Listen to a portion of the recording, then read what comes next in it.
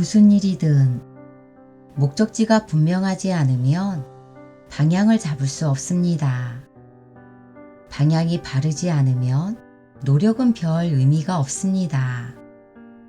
목적지가 분명하지 않으면 죽으라고 노력하지만 아무것도 얻지 못하거나 어디로 갈지 몰라서 갈팡질팡하면서 시간을 허비하게 됩니다. 마음 공부도 마찬가지입니다. 그러니 목적지를 분명하게 하시고 그 방향을 잡으셔야 합니다. 그래야 그곳에 도착할 수 있습니다. 우리가 만일 깨달음을 목적지로 선택했다면 우리에게는 방향을 제시해 줄 인류 역사상 가장 위대한 스승이 이미 있습니다. 부처님은 우리에게 이미 확실한 방향을 제시했습니다. 부처님이 제시한 많은 방향 중에서 이것이 진리라며 법의 도장을 꾹 찍어 놓은 것이 있습니다.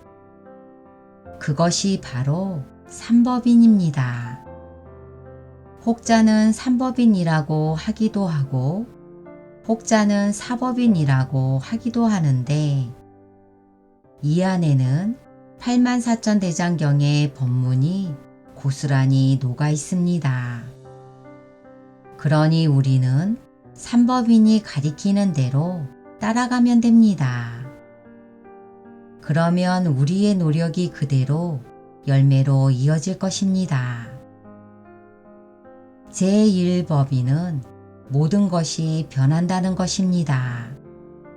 재행무상. 제2법인은 그래서 그것이라고 할 수 있는 실체가 없다는 것입니다. 재범무아. 제3법인은 이것을 깨달으면 삶이 천국이요.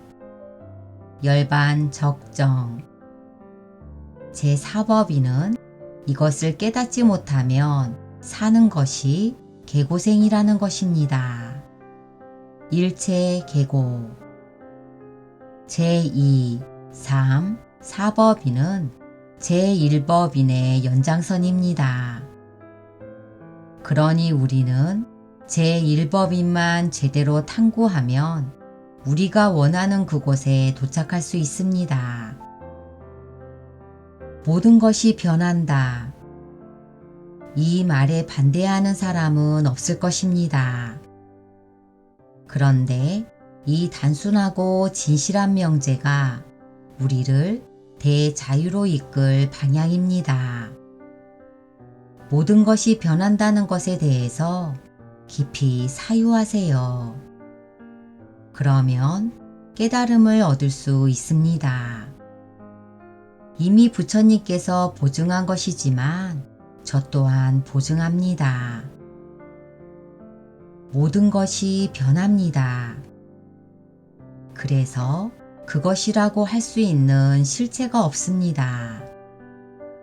그러나 실체는 없는데 눈앞에 드러나는 현상, 나타나고 사라지는 일, 형상으로, 소리로, 감각으로 드러나는 작용이 있습니다.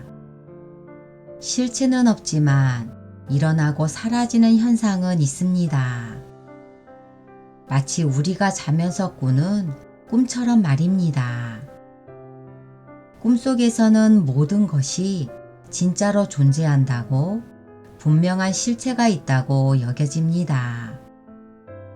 그러나 꿈에서 깨면 그것은 물거품이 터지듯이 사라져버립니다.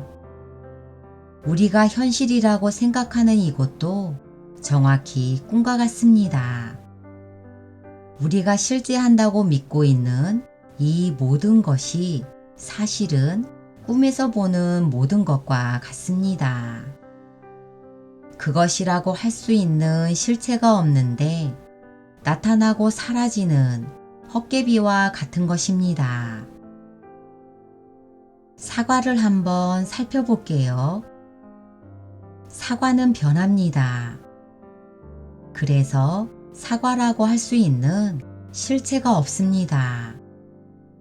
사과라고 이름 불리기는 하지만 사과에는 사과라고 할 수 있는 것이 없습니다. 처음에 사과는 없었습니다. 사과나무에서 꽃이 피고 벌이 수정을 하면 사과나무에 작은 알맹이가 생깁니다. 사과나무에서 계속 영양분을 공급받고 적당한 햇빛과 기온, 습도가 제공되면 작은 알맹이는 점점 커집니다. 시간이 지나면 알맹이는 풋사과가 되고 나중에는 빨갛게 잘 익은 우리가 사과라고 부르는 맛있는 사과가 됩니다. 그렇게 사과가 나타납니다. 그렇게 사과가 태어납니다. 그러나 머지않아 사과는 시들기 시작하고 썩거나 말라서 바람과 함께 시간과 함께 사라지고 맙니다. 그렇게 사과는 죽습니다. 처음에도 사과는 없었고 끝에도 사과는 없습니다. 처음에도 없었고 끝에도 없는 것을 우리는 사과라고 이름 부릅니다. 실제하지 않는 꿈과 같은 것에, 실제하지 않는 그림에 불과한 것에 우리는 사과라는 이름을 부여합니다. 그것이 사과입니다. 실제하는 사과는 없습니다.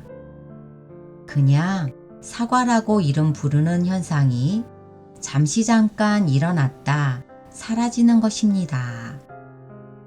사과라고 이름 불리는 이 현상은 있지만 우리가 붙잡아 놓을 수 있는 사과라는 것은 없습니다.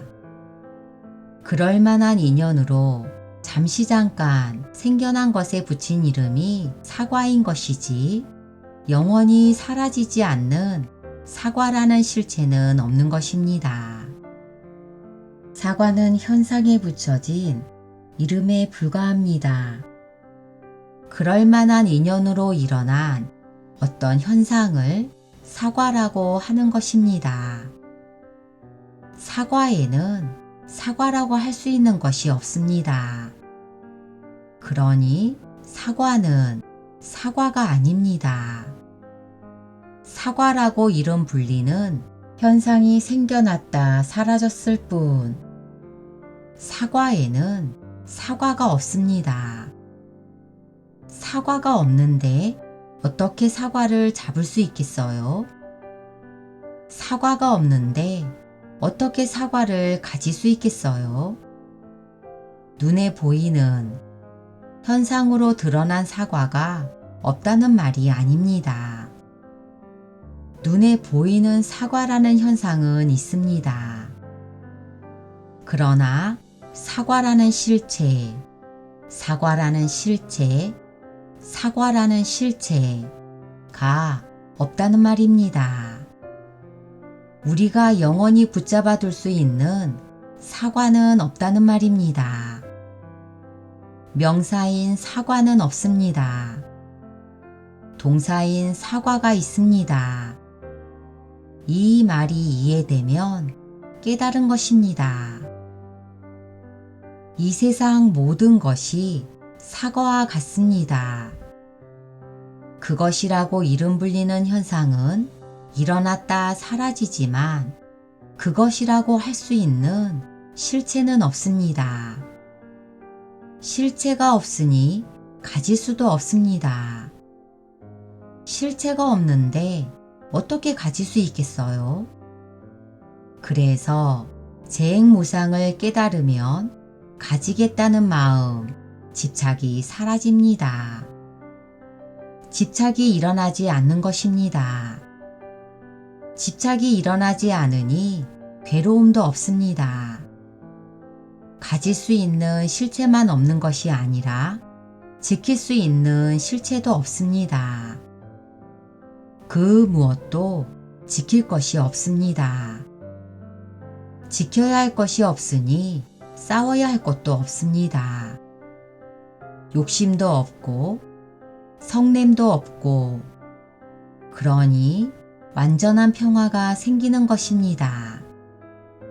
그렇게 대자유가 오는 것입니다. 그런데 모든 것이 변한다는 이 사실을 제대로 받아들이지 못해서 이름 불리는 모든 것에 그것이라고 할 수 있는 실체가 있다는 거짓된 이야기를 진실이라고 믿으면 그것을 가지기 위해 싸워야 하고, 그것을 지키기 위해 싸워야 하고, 그래서 인생이 전쟁통이 됩니다. 전쟁을 하는데 어떻게 평화롭고 자유로울 수 있겠어요? 말 그대로 사는 것이 개고생입니다. 깨닫고자 하는 이들을 위해서 부처님께서 이미 확실한 방향을 제시해 놓았습니다. 이제 남은 것은 열심히 노력하는 것 뿐입니다. 모든 것이 변한다는 이 확실하고 진실한 명제를 깊이 파고드세요. 그러면 목적지에 도달할 수 있습니다. 아직 어디로 가고 싶은지가 분명하지 않다면 먼저 목적지를 분명하게 하세요. 그리고 깨달음이 분명한 목적지라면 재행무상에 대해서 깊이 파고드세요. 그러면 우리가 원하는 그곳에 도착하게 됩니다. 진실로 그러합니다.